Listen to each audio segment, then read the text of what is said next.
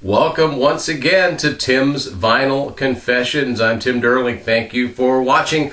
Canada Post came through for me finally. Something I'd ordered several weeks ago has come today, and this is live. This is the first time I'm going to open it now, and I think I've hinted on some of the previous episodes what this could be. Open this just right. This is a package that has come from Great Britain.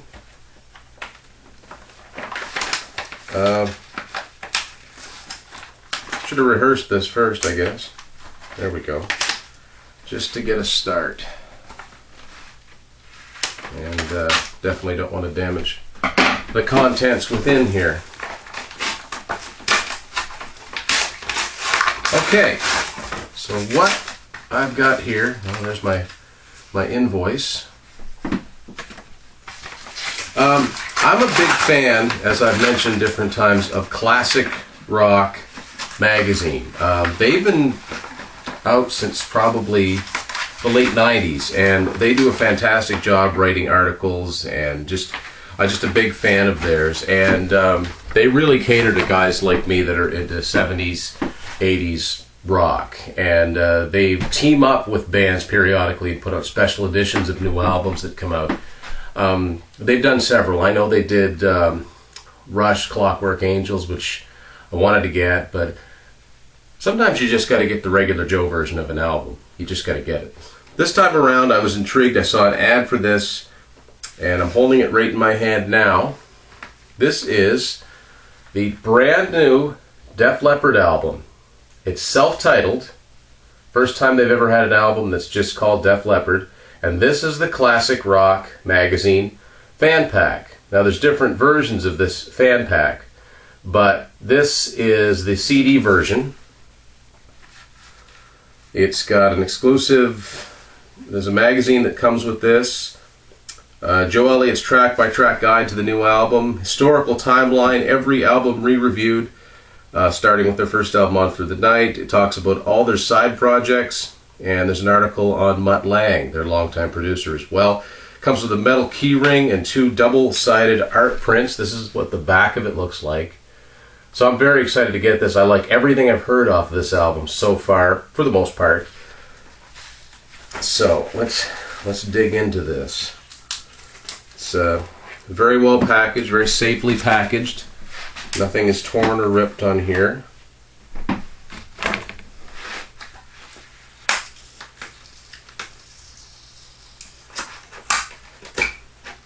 Starting to wonder how exactly I'm going to store this, but that's not all that important. So, okay, so here are a couple of the key rings. I'll hold those up. I'll open these here eventually. One's got the Def Leppard logo on it. One is a Union Jack, fittingly. And so here is the magazine and the album. So let's get to the point here. We'll start with the reason I'm doing this.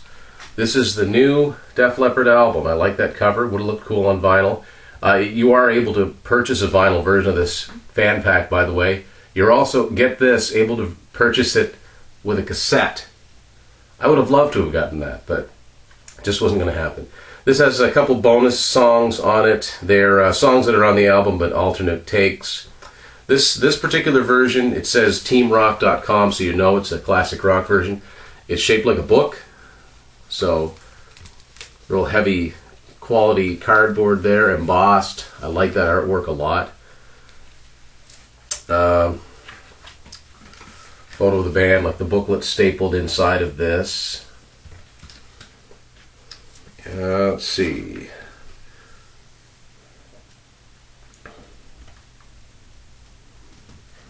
Now, here's one of my drawbacks to getting packages like this. The CD's a little precarious to get to. Very cool design. As you can see, again, it's unique to the Classic Rock, teamrock.com. We'll be putting that on and listening to it. We'll take a look at the magazine.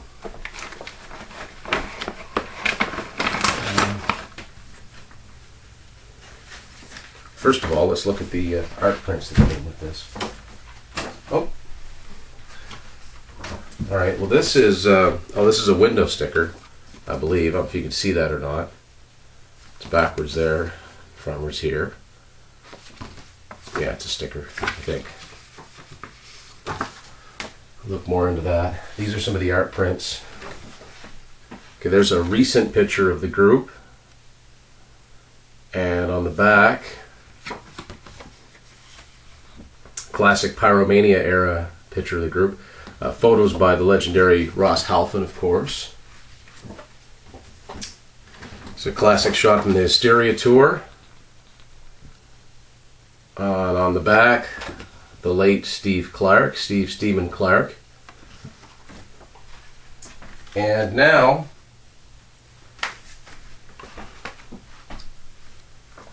there's the magazine itself. All about the new album and basically all about the band. It says, goodbye, see you on tour. Hope they come somewhere close to this area. And this is going to have, okay, forward by no less than Brian May of Queen. Setting up to be something special, of course. Wow, like this is a classic, classic rock magazine. It just happens to be all about Def Leppard. I'm just kind of flipping through here to see if, just see if there's anything in particular here that's,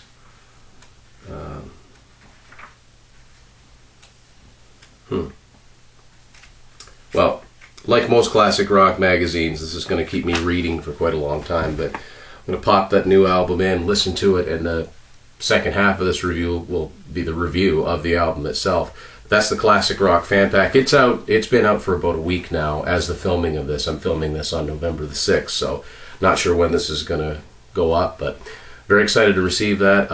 Like what I've heard off of it. Longtime fan, and I can tell already, having heard some of this album and the new Bon Jovi album, those were my two favorite bands in the late 80s. I don't think the Def Leppard one's going to disappoint. Well, flash forward 3 or 4 listens to this, and I'm very, very impressed. If you're a longtime Def Leppard fan, I don't know how you could be disappointed with this album. I really don't. They've come through. It's a great collection of songs. There's, in my opinion, nothing really boring on here. There's no ballads that kind of go nowhere. There's no real ballads on here. There are a lot of mid-tempo songs, but there are a lot of rockers too, and just a lot of classic Def Leppard sounds here. I don't know if there's one album I'd compare it to. It's definitely an improvement over their last studio album, Songs from the Sparkle Lounge, a vast improvement over that. It's an improvement over X. I don't know if I like this as much as I like the Euphoria album, but it's classic Def Leppard sounding and well produced, really great vocals on here as usual. Well, as you'd hope to expect from Def Leppard anyway. Individual songs, Dangerous is really good, Invincible, Battle of My Own, Wings of an Angel, Man Enough is a cool, another one bites the dust type of funk disco song, but you know it's Def Leppard as well. It's well done, guys, well done. And I'm glad I shelled out for this classic rock edition. This is on EAR Music, which is a UK company. Or it's a European company anyway. But anyway, glad to have heard this album. Sometimes you're into a band, and I'm kind of one of those weird guys. You're into a band, you're in for the long haul. And sometimes they let you down, as you've seen on previous shows I've done here. And it's nice to see when one of your favorites does what they do best, just comes up with a great collection of songs. And just as a little follow-up to reading... well, I'll dig it out again. The magazine came with the Classic Rock Fan Pack. As long a time as I've been a Def Leppard fan, I learned some things that I didn't know about this members of the group before. For one thing, I learned that before Vivian Campbell was hired in 91, 92 to replace Steve Clark, one of the contenders was Adrian Smith from Iron Maiden. Now, that might sound odd to some of you, but if you're really astute, you'll know that Adrian Smith had left Iron Maiden and done a solo project called ASAP, Adrian Smith and Project, which is way more melodic than Iron Maiden. So that's not such a big deal. It's not such a stretch of the imagination. What would that have sounded like? Nothing against Vivian. I've just always wondered what it would sound like if another guitarist had occupied that second guitar slot in Def Leppard.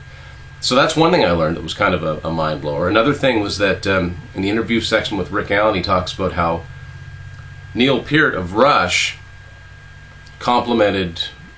basically complimented Phil Collen on what he's done for electronic drums and what he's done for enabling people to do things they wouldn't have otherwise been able to do. Of course, we're talking about him losing his arm as a drummer. It was a pretty significant thing. He did it out of necessity, but now a lot of the innovations have become the norm.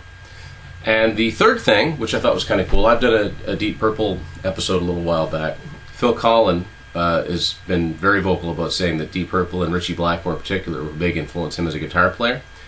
And I don't have it, or I'd show it to you, or I'd try to find it, but their classic live album, Made in Japan, apparently there's some crowd shots on the back there. Now, obviously, he didn't go to see them in Japan, but apparently Phil Collen is in one of those crowd shots. So just little bits of trivia things that I just love. But the most important thing, this album is out now. I see it in the regular stores. If you ever like Def Leppard, go pick up this new self-titled album and put it in your car, put it on your iPod, and just enjoy. Thanks for watching this very special edition of Tim's Final Confessions.